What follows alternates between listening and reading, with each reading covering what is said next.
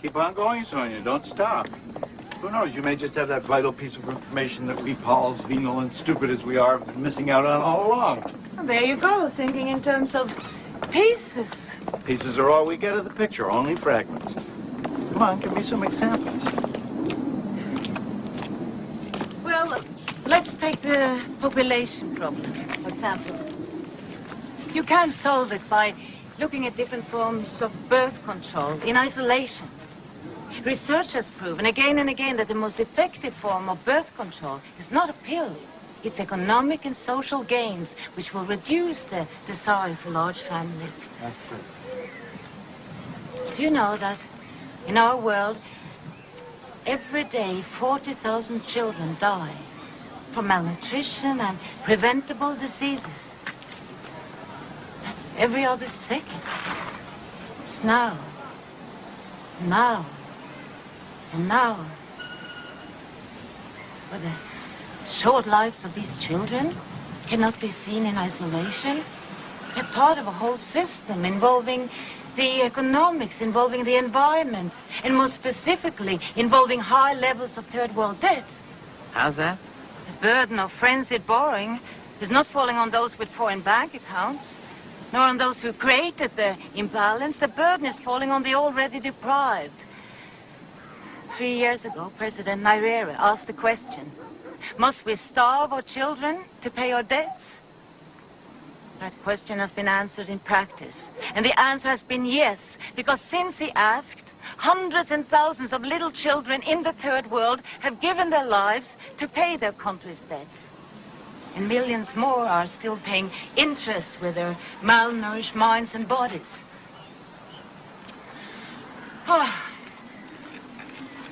Take Brazil.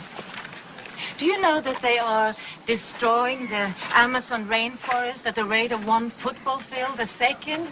Now. Why? They're trying to pay their national debts with cattle and land speculation. They don't even have time to sell the timber, so they're setting fire to the woods. And our barren forests are one of the main causes of the global warming, the greenhouse effect. And in the meantime, we are pouring our money into the arms race. See, you cannot look at one single of our global problems in isolation, trying to understand it and solve it. Of course, you can fix a fragment of a piece, but it will deteriorate a second later because what it was connected to has been ignored. We have to change everything together at the same time. The ideals, the institutions, the values. All of this sounds kind of familiar. Do you two know each other? Is this a setup? Well, all right. What do I think of this? Yes, the problems are complex, but you're just looking at the dark side because so's our capacity to respond, isn't it? Communications, data banks, technology. We already have the tools to deal with a lot of these problems, even if they are more complex. Candide himself, the eternal optimist. But don't you see that all these new technologies, they're causing more problems than they solve?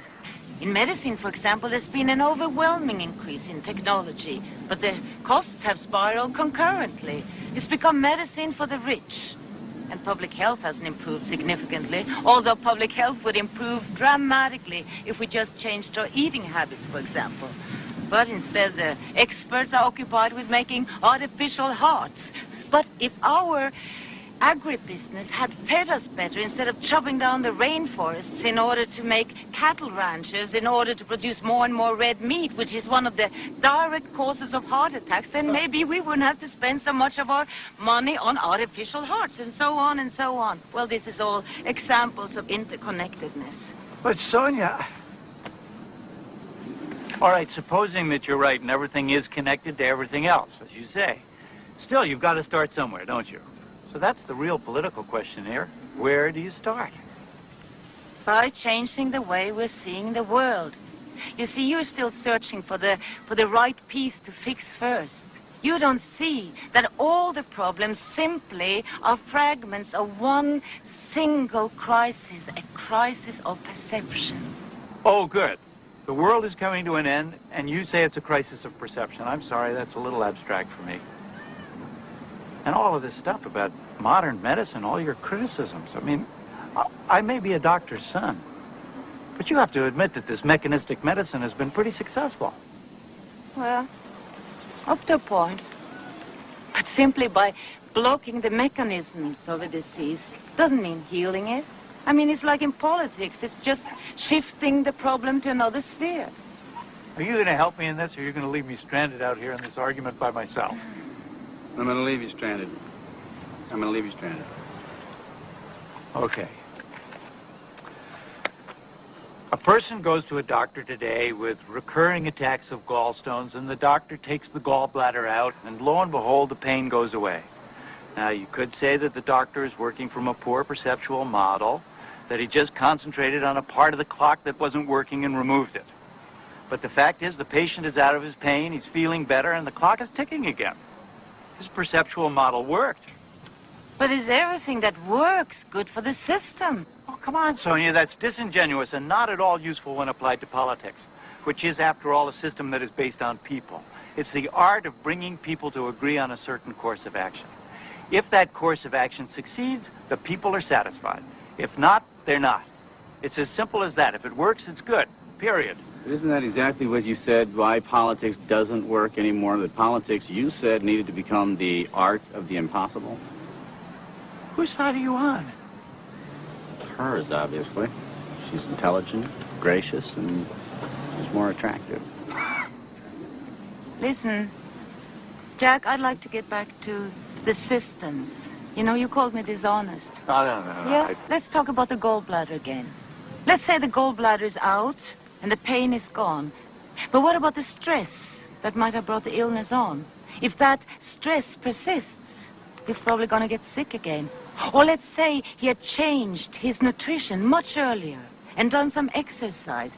He may never have developed the gallstones in the first place. See, a little health education might have been much cheaper than the operation. A lot less painful, too. But our system doesn't encourage prevention. It encourages intervention. Okay, you're not disingenuous, but to blame all this on a French philosopher who's been dead for 300 years, isn't that a little out of proportion? Maybe even a little eccentric? No, not if I'm right. See, my point isn't to condemn Descartes' thinking. It's simply to recognize its limitations. Might have been extremely useful to perceive the world as a machine for 300 years, but that perception today is not only inaccurate, it's actually harmful. We need a new vision of the world. What's that quotation? It's foolish for a society to try to cling to its old ideas in new times, just as it's foolish for a grown man to try to squeeze into the coat that fit him in his youth. Something like that. Thomas Jefferson. Maybe you're not crazy.